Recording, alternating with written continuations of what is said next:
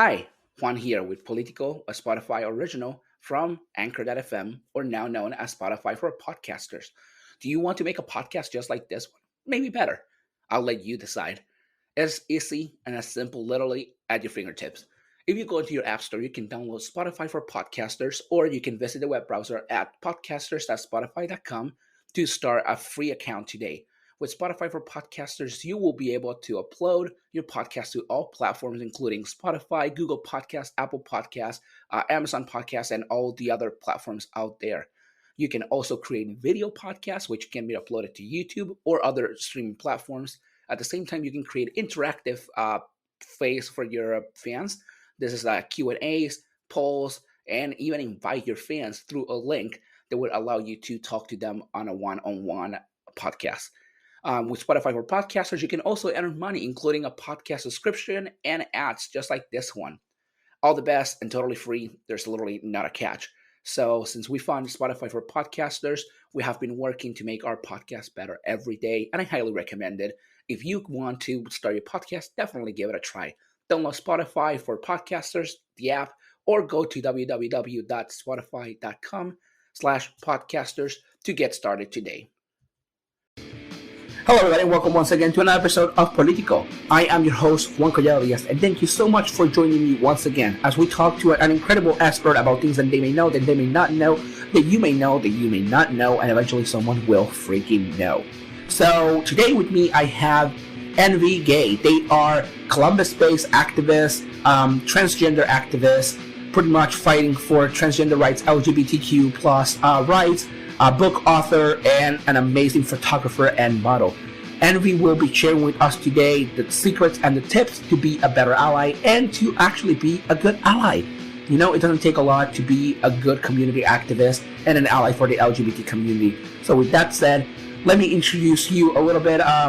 Envy, please, I'm not going to introduce you, actually, you're going to introduce yourself a little bit and I give you an introduction. So let's have you share a little bit about who you are, what you do, and let's just begin with this.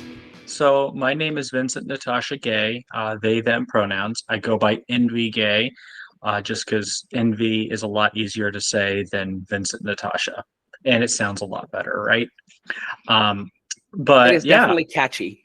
Yes, it is. It's easy to remember. So I am a transgender advocate, educator, photographer, activist, model, kind of do a lot of jobs. I will do just about anything to help the community forward. And yeah, I do a lot of roles with that, from doing educational lectures and professional developments with businesses, working with the nonprofit Love Boldly, which seeks to create and affirm safe spaces for queer Christians. So going into churches and telling church, teaching church communities and their congregations how to be affirming and accepting of LGBTQIA people. So that's always fun, doing that type of stuff. And yeah. Yeah, so I did wanted to ask with that, you know, as a trans activist, what are common difficulties do you find when you're trying to work with cities, states, and not just you, but other trans activists, when you're trying to work with them and like to make the support for the community easier? And how does the system make it harder for transgender individuals pretty much to, you know, be out and be out there in the world? Yeah, so I mean, being trans is not anything new. I mean, transgender people have existed throughout history. As far back as ancient Sumeria, we have documented records of transgender people.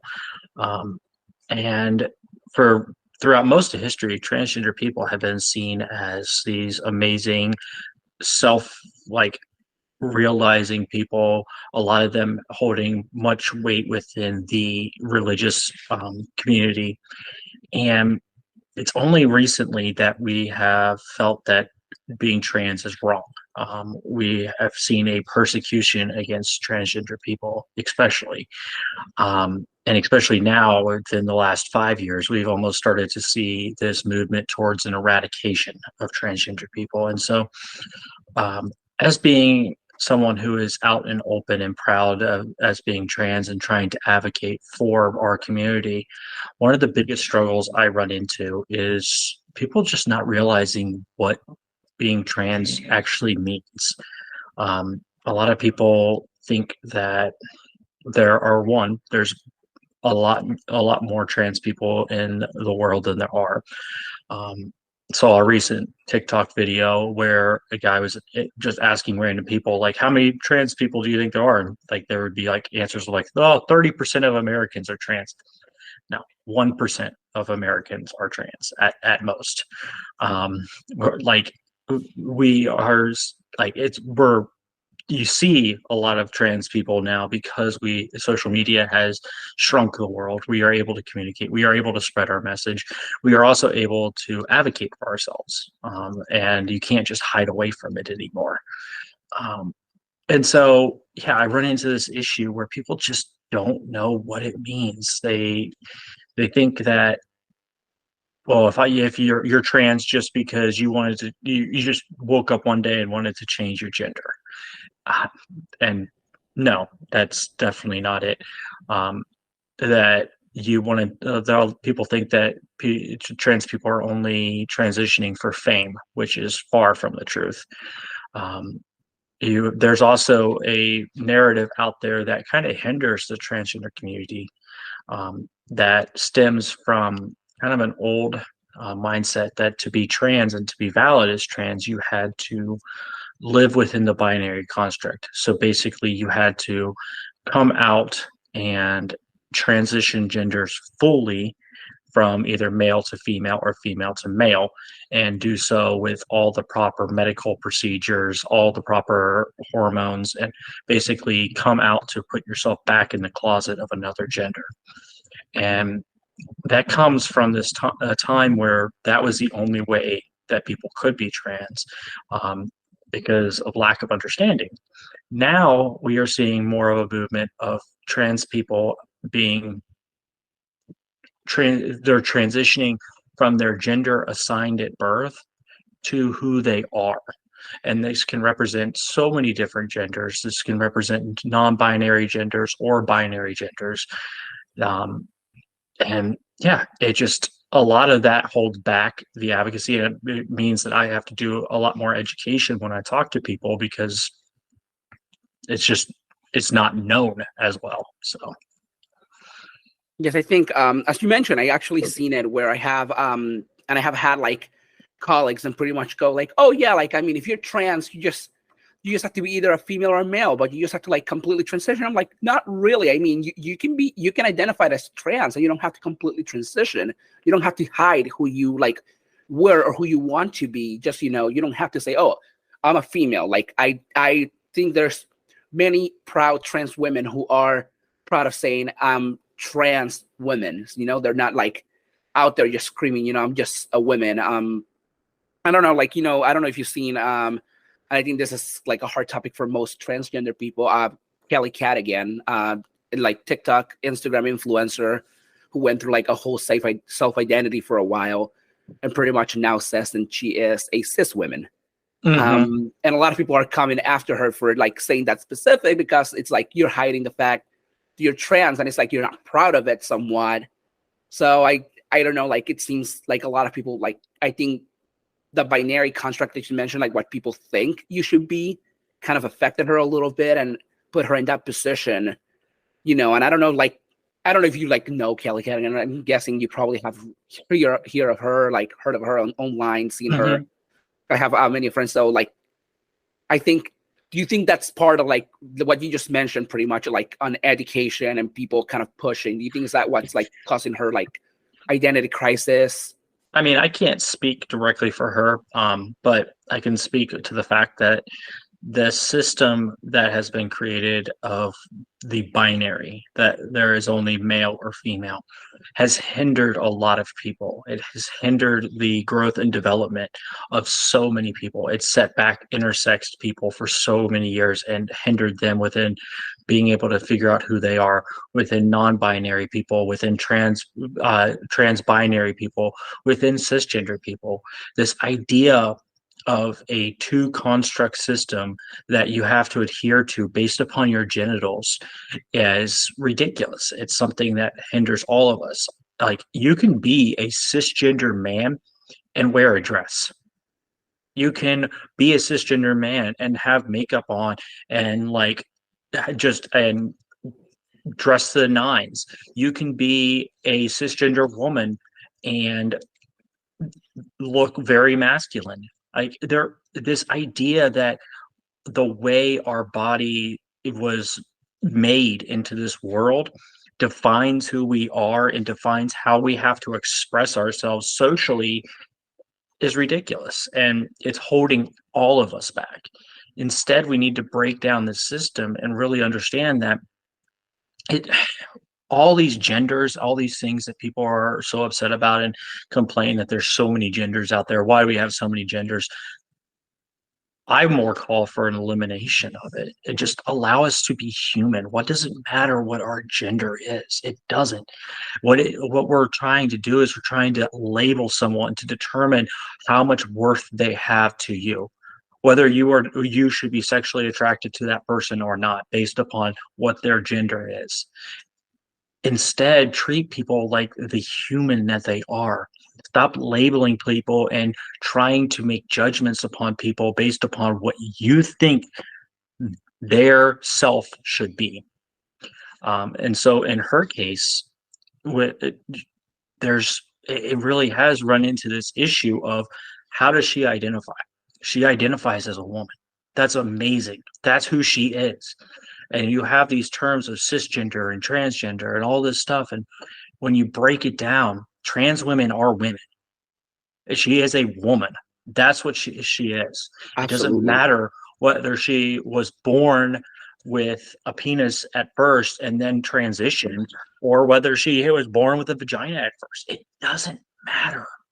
What matters is who she is as a beautiful human and what she offers to this world. I absolutely agree with that. And, it's I'm glad that you said it, because I have heard so many people, just saying like, oh, you can't identify as a cis woman, but it's like, we just make all these terms. And at the end of the day, trans women are women, and she is a woman. Like, I don't see why, like, and I feel like more the far conservative use this to like attack the LGBT community directly, or those like that have the LGBT phobia, pretty much use it to attack. And as you also mentioned, like a little bit about like the dress, and like when men should be able to wear a dress.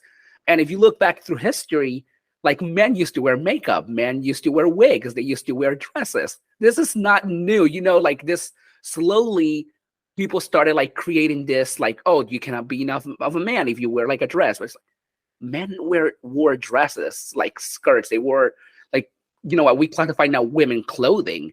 Men wore it for centuries, and just now it's out of the ordinary. I mean, I would say probably about like 70, 18, like probably all 45 or 46 of our presidents wear makeup because they have to. I mean, they want to look good.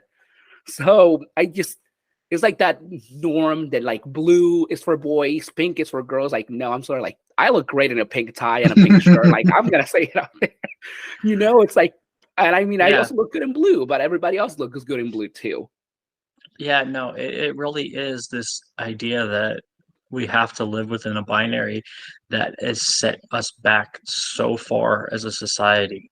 And it's not just hindering the LGBTQIA plus people, it's hindering everyone. I mean, you have so many people that feel like, I mean, for goodness sakes, I've met kids that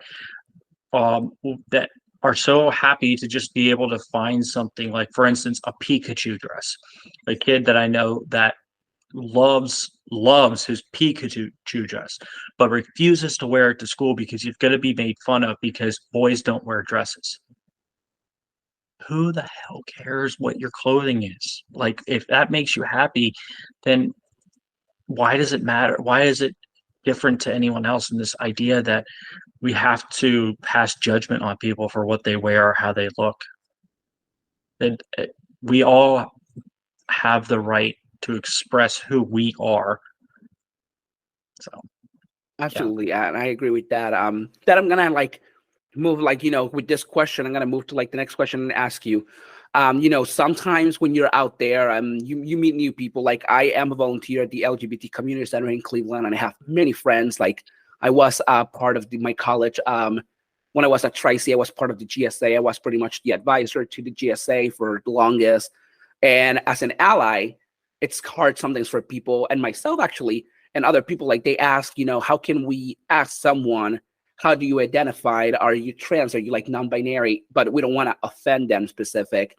And, as a person, as an activist and as an educator yourself, how do you think you can ask the question like to someone, or like not even just ask the question, like, not without asking the question, how can you like bring it up to see how they identify without being offensive, how to see how you can, be more open and I guess more, I don't know if like I'm asking it the right way, but being no, you're like, asking. It's a great question. How do I ask if I want to know? And first thing I would say is assess why you want to know. Assess why you're asking this question. Are you asking this question because you want to get to know this person better, or are you asking this question because you are determining whether or not you should be attracted to, or whether or not you should pass some type of judgment upon this person? So first, do that. If you come to this point where you've asked yourself that question and you realize that you are just wanting to know, to get to know this person better, to be able to share life with them, great, awesome. You're already off to a great point. The way I would go about it is do not ask. Instead, introduce yourself. So for instance, one of the ways I teach people to do this is by if I'm walking up on the street to someone and I meet someone, I might say, "Hi, my name is Envy. My pronouns are they, them. How would you like me to address you?" Right there, you're starting the conversation not by asking them and trying to force them to identify who they are. You're providing this notion that you are a safe person. They can trust you. You're giving them your name and your pronouns, showing that you have this respect for them by opening up to show who you are. When you do it that way, it allows the person to feel a lot less guarded. They open up a lot easier, and you can start a conversation that way. And then you go on the conversation about like how. So, like, okay, so say the person's name is Alex and her pronouns are she, her. Don't start by going like, "Oh, well, are you a trans woman?" Right there, that's a big no-no. You don't want to necessarily go right towards the question. You just more want to ask about the person. Ask who she is. What's her job? Where did she go to school? Get to know the person. When the person feels like they can trust you, they'll open up about it. Most of us who are trans are very proud to speak about it when we feel safe to speak about it. And there's the key. A lot of us are guarded because there's been a lot of trans violence in this world. We see too many times where trans people are openly attacked and killed for just being who they are. So when we feel safe enough to share it with you, we'll share it with you. And that's on our time, not yours. Absolutely. And, with that question, I'm going to ask you, you are, and you mentioned this to me, you are in the finishes of writing a book. Yes. Pretty much relating how to be, a good ally, how to support the community. It's like, it's like the perfect, I don't know, like it's not really a dictionary, but like the perfect, like wiki kind of thing on how to be the best ally.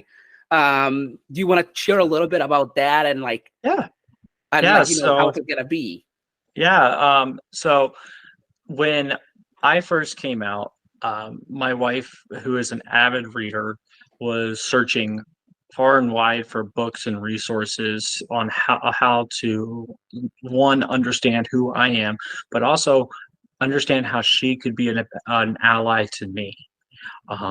And what we found is there's a lot of books out there about being transgender or being gay or being just queer in general, but there's not a lot of books about how to be an ally. There's not a lot of resources. When you Google it, you find a lot of things that are like, well, do this, this, this, and this. and that's about it. Or you find academic papers that you're not going to read. I mean, you can maybe get through the synopsis and then you're just like, okay, that's a little too much. Absolutely. So what I decided to do was, I'm like, I needed to put together this resource. And so as I started with the nonprofit that I'm on the board of, Love Boldly, I would do presentations at the churches, and I would do these presentations about how to be an ally. And I was seeing that they were very well attended, and a lot of people were asking questions, and a lot of people were really wanting to know this, that I just decided, well, I'm going to just take my notes from this and just start writing them down and maybe handing out a packet. Like, I was just like, I'll hand out a packet during my presentations.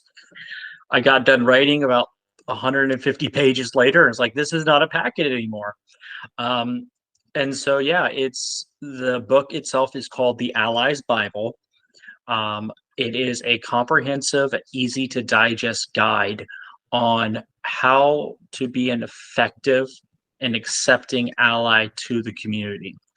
Now, the big thing here is that allyship, first, is not a badge that you can bestow upon yourself.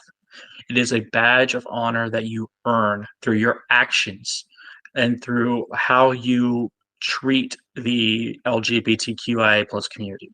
And there's a lot of different ways to earn that badge, per se.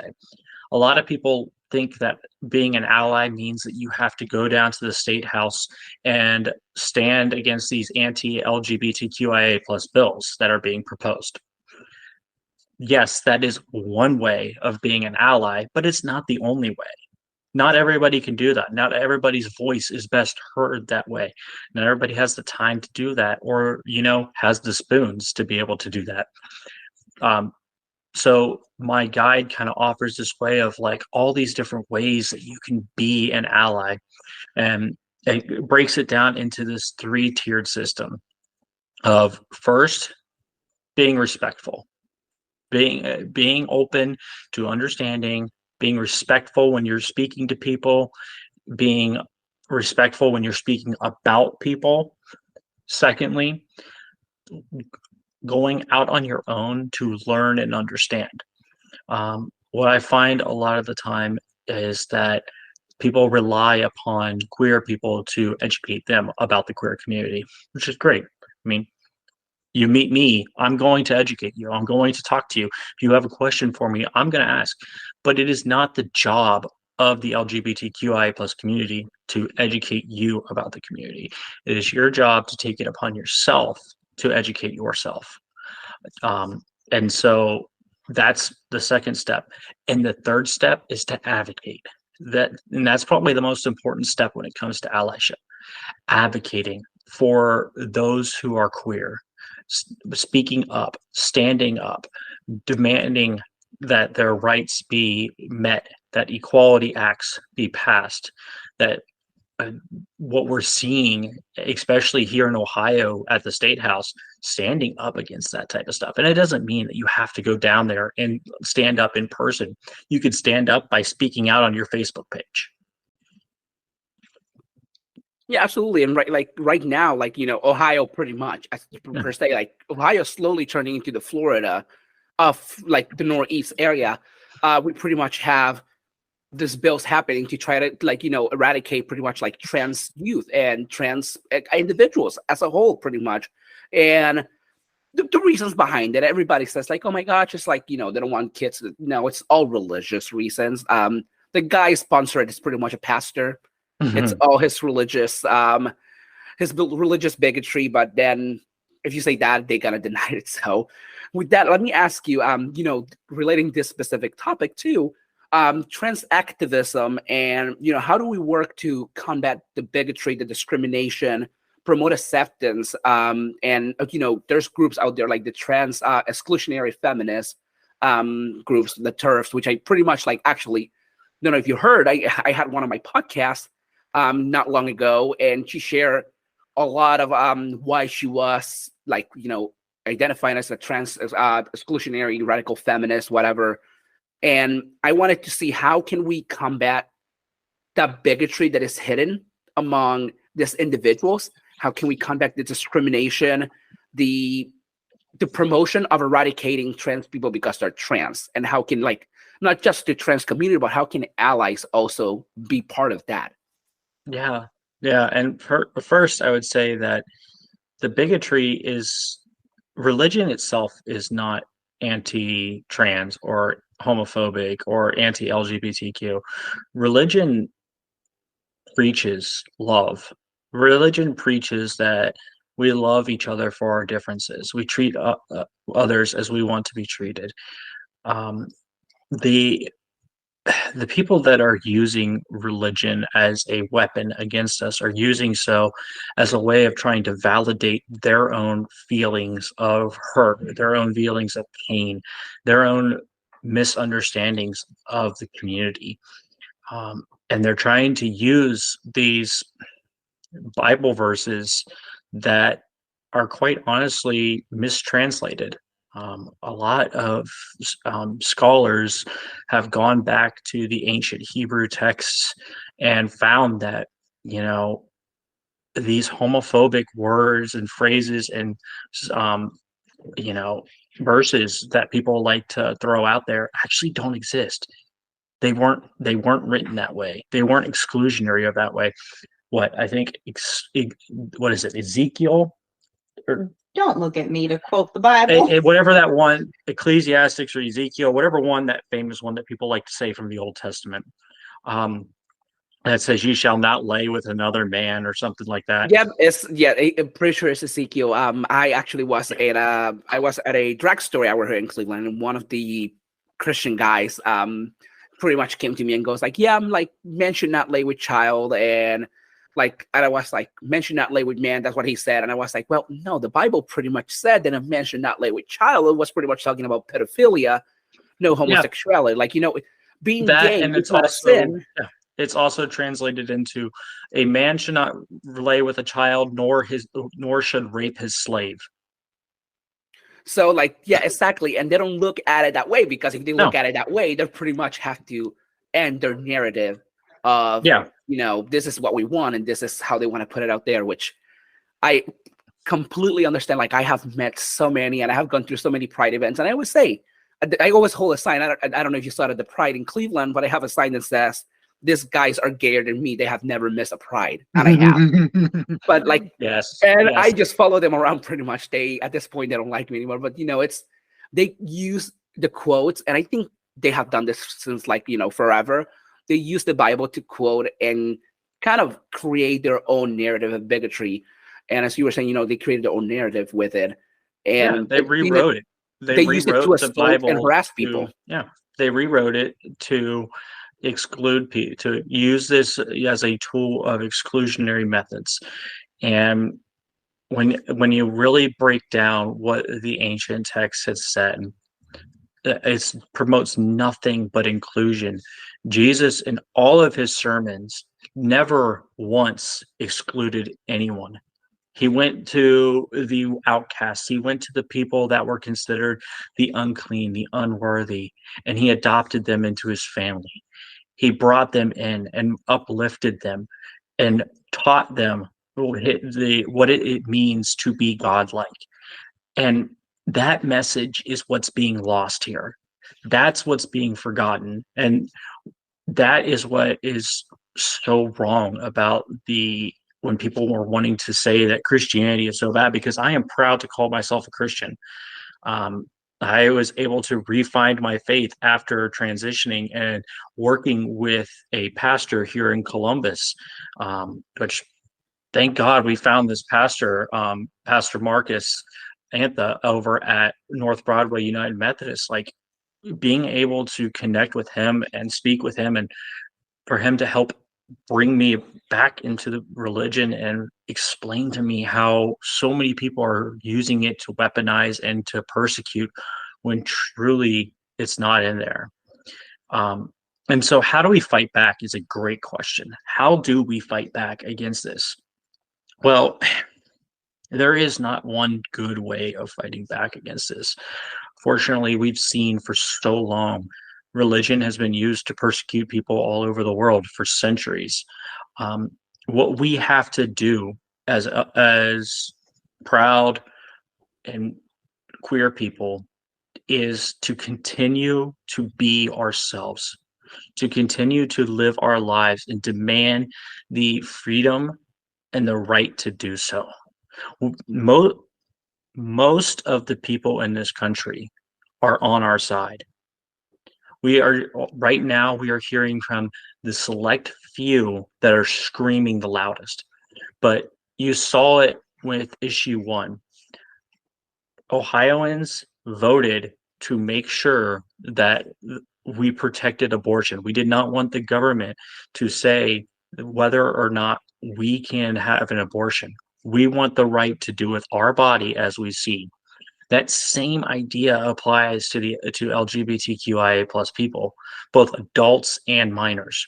We have the right to do with our body as we see fit. And the majority of Americans agree with that fact. And that's why none of these laws are being voted on by the masses. They're being voted on in red states, in small committees, and in conservative majorities to make sure that they can pass this in super PACs that they know that their citizens do not agree with. Because they know that if this went out to vote, if it went out to the polls, people would vote them down. They would vote these issues down. They would vote for equality. Time and time again, people will vote for equality. They want to see equality. And we have to keep that mindset as we move forward, because this year is going to be difficult. This is going to be a very, very challenging year for all of us across the country and across the world. We have so many world leaders that are calling for our execution. But remember that in the hindsight, they are just a few. And while they scream loud, we scream louder. Absolutely, and that is amazing. Full body shows here. That was amazing. Like, preach it louder. Like, people need to hear this. So let me ask you. We were talking about the fact that we're trying to our voices to make sure the allies and LGBTQIA community are louder. How can we find common ground and objectives, to introduce to people that are not really, people that are confused, not really against the LGBT community, but they're just confused and they're trying to learn? How can we teach them? How can we bring the common ground and go hey, this is what you can do, and this is how you can learn more, be an ally without offending them or offending anybody? Yeah, a lot of it just comes to how we come off. And unfortunately, we saw this with Dr. Martin Luther King Jr. with the civil rights movement. I mean, he taught us that nonviolent protests will always win out, and that we have to, for lack of other words, be the better person. And so it's hard. It really is hard, but we have to almost recognize that we wear the community on our sleeves every time we're out in public. And people are going to make opinions about the entire community based upon our actions and how we are perceived, which is totally unfair. Totally unfair. And it should not be that way. But unfortunately, it is. With every marginalized group, it is that way. The masses will make judgments upon the entire group just based on the actions of a few. I mean, so we have to remember that, and we have to act with this sense of treating people exactly how we want to be treated. We want to show people how we want to be treated. And so it really does come down to this fact of being open to conversation, being open to showing people how we live, what our agenda is. Because I hear this narrative all the time that the queer agenda. I was at the Big Walnut School Board meeting, their last one, when they adopted to ban pride flags. Fun. And I listened to one woman get up and speak, and she said that she was on TikTok and heard one drag king or drag queen come out and say that our agenda is to come after your children. We're going to convert your children. And so she made up her entire mindset and started spewing this off in front of all of her friends and in front of this entire board meeting based upon the actions of one person and what that one person said. And in reality, the LGBTQIA plus agenda is to live an average life expectancy. We don't want to convert anyone. What we want is to live. We want those people who are out to be able to live freely. We want those people who are questioning to be able to freely question who they are and decide for themselves who they are. We want those people who are in the closet to feel like they have the freedom and the ability to come out and express who they are. We don't want to convert anyone. We just want those people who are queer to be able to live. Yeah, and I think that's like the easiest excuse that I heard lately is they want to like groom us. They want to convert us. And, 2024 arrived. And I'm going to tell you, I'm a huge, person on Twitter and I'm all around. And I follow a lot of like activism groups and pretty much share like this person, it's like, rape a child or like pedophile kind of things. This past year, it has been the most conservative senators, the most conservative, far right, anti-LGBT, like transphobes, pretty much are the ones that are grooming and pretty much discussing raping kids. And we looked at it ourselves too. And it's like, people don't look at it, but back in the day, we had many precedents, like President Cleveland pretty much groomed and raped a girl and stole her baby. We don't talk about he wasn't gay, he wasn't LGBT, and we know this, but here he was, we did that to a minor. We have currently 2 pastors and 1 deputy, chief of the police department, do that. None of them were LGBT, and I have not seen an instance where an LGBT person, LGBTQIA person is the one doing these things. And to me, that's if we're gonna really look at things, we have to look at the facts. The LGBTQ plus community is not going out there and telling, I'm gonna just take your child and do this and do that. There's so many, the statistics are so low on LGBT identifying people, grooming and raping children, than where are for straight and cis identifying individuals. Yeah. So you are 100% right. But unfortunately, statistics are not our friends. The statistics are not going to help us. While they are in our favor, while we have all the facts that prove that we are just normal people trying to live normal lives, when we have all the statistics, all the figures, all that stuff, that's not going to be what wins this war, wins this fight for us. What's going to win it is our actions and how we stand up for each other and how we treat everyone in this world. That's what's going to win the day. And so I see people all the time spewing, talking about all these facts and numbers and all this stuff, and this is great. All this stuff definitely, it shows that we are meant to be here. We've been here forever, but most of our opponents do not care. They don't care about the facts or the figures.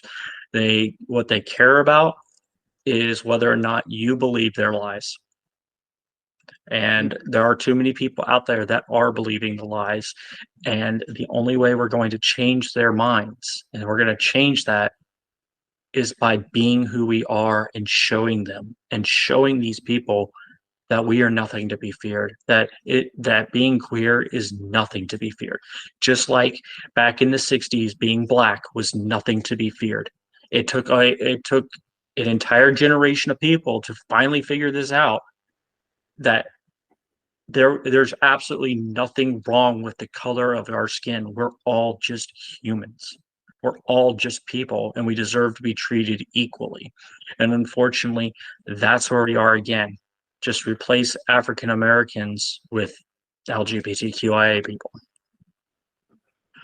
Yeah, and so with that, let me ask you, is there any legal policies currently that are in Ohio and outside of Ohio that are directly attacking LGBT specific transgender individuals, children, that you would like people to know, and like even in their home states, that we can like fight and pretty much fight for. You just saw House Bill 8 or 68, and that one just got passed by both the House and the Senate, and then vetoed by DeWine, and then the veto overridden by the House, and is expected, I think, on the 24th to be voted on in the Senate on whether they're going to override. And that basically bans gender-affirming care for youth, for minors. Now, there is a grandfather clause in there that allows for those who are already receiving care to maintain the care. But yeah, it would effectively ban gender affirming care. So ban trans youth from being able to use puberty blockers or being able to be on hormone replacement therapy. And in all those hearings, the main spewing point out that was being thrown out was this idea that we don't want kids to undergo gender confirming surgery. We don't want kids to have their genitals removed because they are too young to understand this. And I agree. Kids should not go through that type of surgery. And guess what? No kids in Ohio do. In Ohio, we actually have one of the best gender affirming care systems for both minors and for adults. Our 5 children's hospitals have the best system in place for trans youth. And all those doctors came out to these hearings and basically pled with the senators to say, you trust us with your lives, trust us when we're saying that we know how to care for these children. And they didn't listen. Yeah, and it's sad because you have people that don't have like any medical, like literally no medical education, no medical history in their lives, trying to make decisions for people. And it's like, it's not like you're taking a 5-year-old to have a gender affirming surgery. Like most of the people that have like this surgery are either past the age of consent or they are adults. Yeah. And it's like, and one good example that I always tell people, like, I use as a huge example is a famous actress like Nicole Maines. She transitioned and she went through like her whole life, and she's still a trans activist. She's still going out there, and she has not had like any like complications because of her surgery. She is very open and shares a lot of this, but they don't like and they don't look at this. And like going back to House Bill 68, that was pretty much created out of, like, as I was mentioning earlier, out of the hatred of pretty much a bigot who's trying to push his own agenda into this system because he's trying to use, quote unquote, what he calls his religion, which is not really like, it's not really, his religion doesn't say anything about this. On the contrary, it says that God is love and you should follow love. And I mean, loving yourself is love, but they don't look, he's not looking at this. He's looking at his own narrative to create this bill. And it's, it's so upsetting that we have in such a state that people like, stood up for, as you mentioned, issue 1 earlier. They don't want to put like House Bill 68 like in the ballot because they know that if that goes into the ballot, Ohio people are going to vote it off. Oh yeah, no, I talk about this all the time. We have every year the Equality Act is introduced and is always just tabled, and it's because the majority of our Congress is Republican, unfortunately, and there's a lot of reasons for that I'm not going to get into, but they know that if the Equality Act was put on the ballot, it would pass. They know that nationwide, if the Equality Act was put on the ballot, it would pass. It would. It's just that plain and simple. It's because of what I said earlier. People want to see equality for all. They don't care whether you are gay or straight, whether you are trans or cis. What they care about is whether or not you are a good person. That's what it comes down to. And when it really comes down to it, we all are good people, and we all know that what is right is for us to be able to express ourselves as we see fit. And I do want to talk about in that House Bill 68, the override, or not the override, the veto that DeWine put in, which was great that he vetoed it. He put in some rules, some very ambiguous rules that basically, when understood and read by attorneys and the LGBTQIA nonprofits here in Ohio, it's understood that it would either one, make it much harder, or two, completely ban gender affirming care for adults.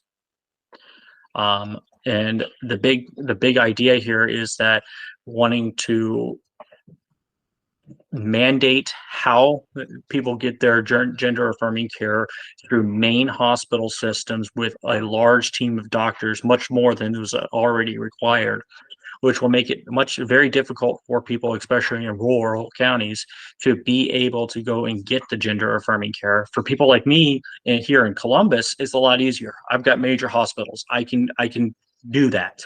It's a pain in the butt, but I can do it.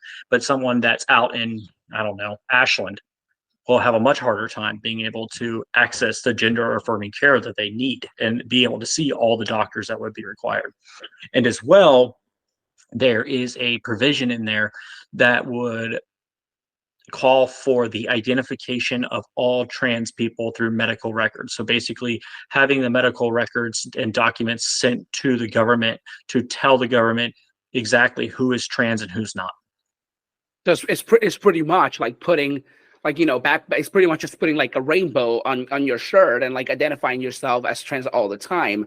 Doesn't it sound like something else that another government did back in the 30s? When they were identifying people back in the Holocaust, like with the star, like pretty much it sounds exactly like that. And you know what? I did not know about this part, and that is disgustingly upsetting. Like, why do they need to violate the first level? They're violating HIPAA. There's like HIPAA laws in there. They're violating privacy laws by sending this to like government officials. They're violating like every single like privacy law and putting people at risk, because we know, as a matter of fact, and most of these Republican politicians are involving groups that are hate groups, and these hate groups literally are looking for the eradication of trans people.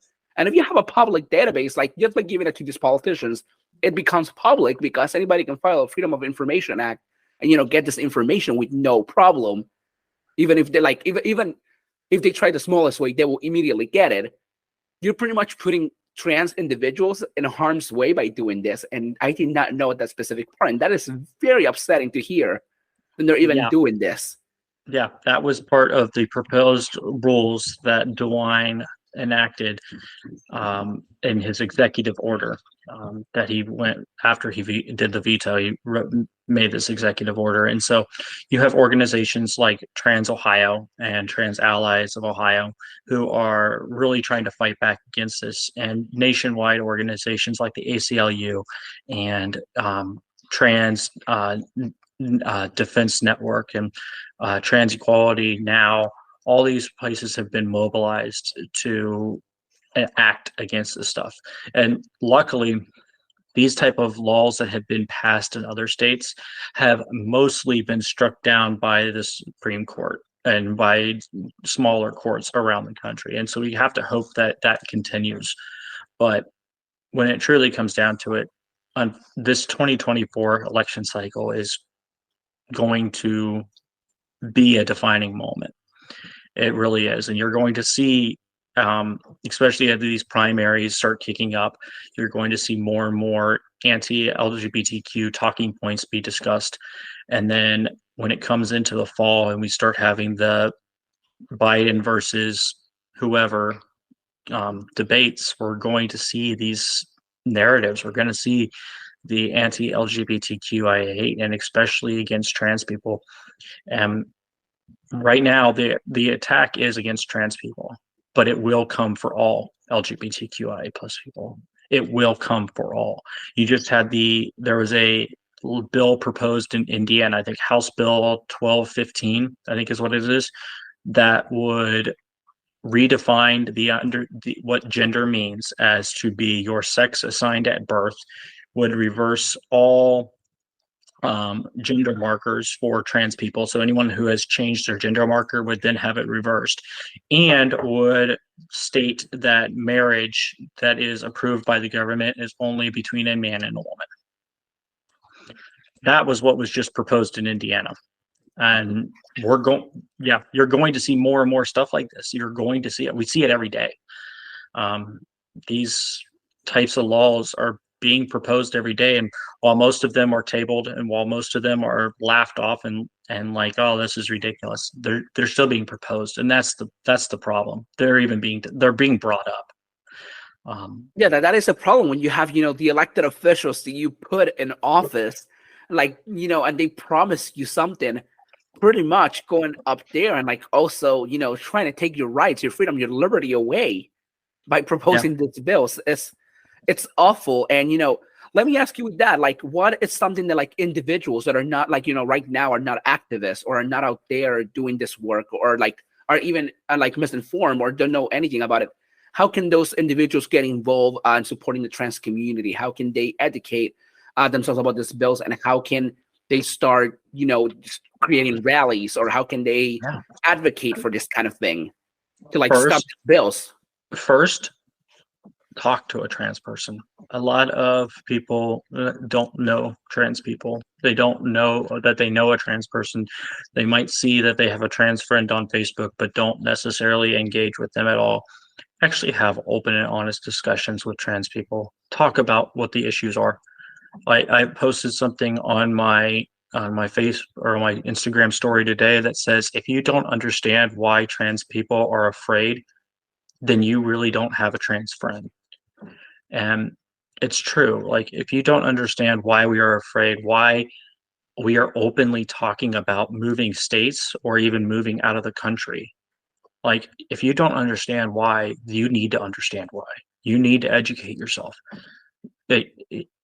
If a group of people is literally talking about moving or leaving the country, there's an issue. You have to start opening up and understanding why. Like I said, you don't have to be an ally. You don't have to be at rallies. You don't have to be down at the State House, but you do have to advocate. You have to stand up and say what is happening is not right. Stand up, speak out, whether it is just with your group of friends or whether it is contacting legislatures. Speak up and say that this is not right, that you stand with these people who are being eradicated in front of your eyes. We do not want to see another Holocaust. And if you don't stand up and you don't speak out, we will see another Holocaust. Let me lastly ask you, do you have any tips for folks out there that are fighting against bigotry? Any advice for transgender transgender people that are scared to come out because the government, these bills, anybody, conservative families, their town might not accept them? Do you have any advice, any words to lift them up? Know that you are loved. Know that you are not alone.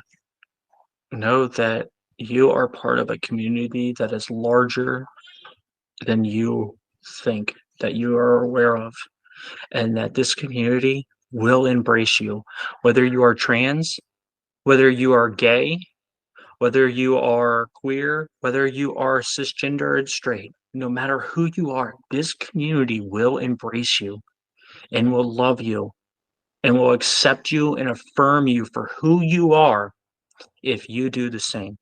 And to those of you who are scared and in the closet and fearing that you cannot come out right now, I see you. I see you. I hear you. And I love you. And know that when you are ready, myself in this community will be here for you. All right. With that, I want to thank you for joining me today.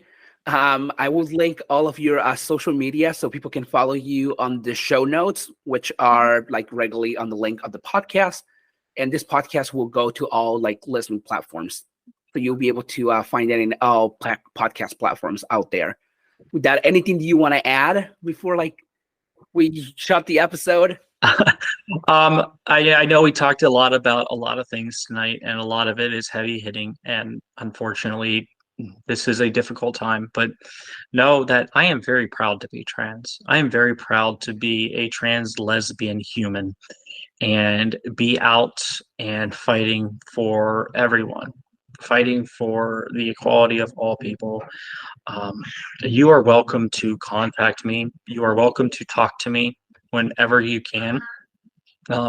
As Juan said, my social media stuff will be available. Please message me. Please don't say hi and just expect me to message you from that, because I won't. But if you message me and say that you listen to this podcast and you just wanted to ask some questions, you're going to see that I'm going to answer your message right away, and I'm going to want to talk, and I'm going to want to answer your questions and connect with people, connect with your LGBTQ community centers. Whether you are in a big city or in a small little town, there are LGBTQIA nonprofits somewhere near you, I promise you. Especially here in the state of Ohio, there's a lot of us, and they are ready to welcome you with open arms. They're ready to educate you, they're ready to affirm you, and they're ready to love you for who you are, no matter what. So with that, I just say thank you so much for allowing me to speak today, allowing me to share this insight, and I really hope that here shortly that the darkness that we are seeing will soon turn into this gorgeous bright light, and we will just, it's like they always said in the Batman movie, it's always darkest before the dawn. You just quote my favorite movie. So thank you once again for listening to another episode of Político with Juan Collado Díaz. This and all other episodes of Político are available on Spotify or wherever else you listen to your podcast. This episode, the show notes will be in the description of the episode, which is regularly below in the thumbnail on your Spotify, Google podcast, or wherever you listen to your podcast. With that said, Político with Juan Collado Díaz is a Spotify original from Anchor.fm and Chuck Norris approved. Right, Chuck? Chuck Norris approved.